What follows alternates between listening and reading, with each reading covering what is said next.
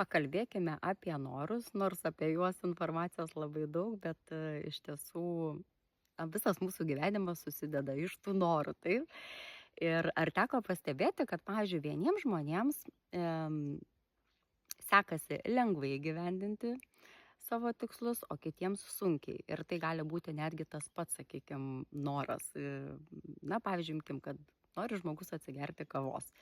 Vienas ar ne rinksis šalia esančią kavinukę ir po kelių minučių jau gers tą kavą ir mėgausis jos skoniu ir aromatu, o kitas žmogus ieškosis tokio sunkesnio kelio, galbūt kavinukės už kelių rajonų, nuspręs važiuoti automobiliu, papuls įspūsti, susierzins ir netgi jeigu gers tą kavą ar ne, nejaus tokio malonumo ir pasimėgavimo, kurį galėtų jausti arba kurį jaučia pirmas mūsų aptartas variantas.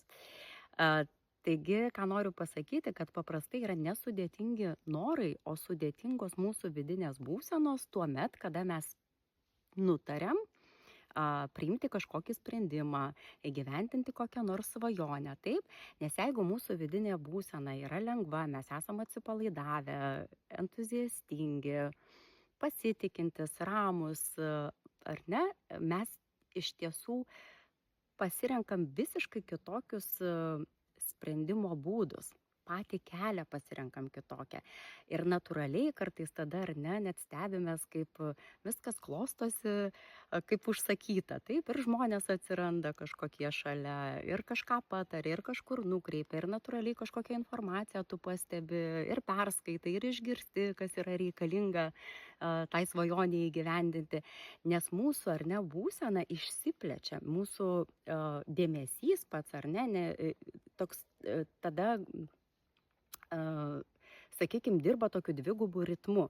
Viena, mes turim ketinimą, tokią kaip strėlę aiškę, ar ne, kur mes einam, ko mes norim.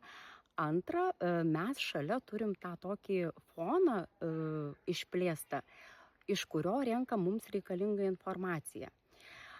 O kada mūsų nervų sistema yra užspausta, įtempta, ar ne, mes nelaimingi, nuliūdę, susierzinę, nematom jokios išeities, sprendimo, per prievartą save kažkaip bandom užvesti ant kelio, ar ne, mūsų visas dėmesys tiesiog susigniaužia, va taip kaip į kumštuką, ar ne, tai nei tos strėlės yra, nei to išplėsto fono yra ir mes tada, ar ne, tuos renkamės sprendimo būdus, turbūt ne pačius mums geriausius, mes juos pasirenkam iš streso, iš savo praeities elgesio modelių, iš pavyzdžių galbūt ne pačių geriausių, nes mūsų dėmesys nukreiptas būna į kažką tai neigiamo, tai mūsų atmintis tada automatiškai atgamina kažką tai neigiamo, ar iš mūsų patirties, ar iš kitų šalia esančių patirties, tada atsiranda baimės, negalėjimas, nepasitikėjimas, ar ne.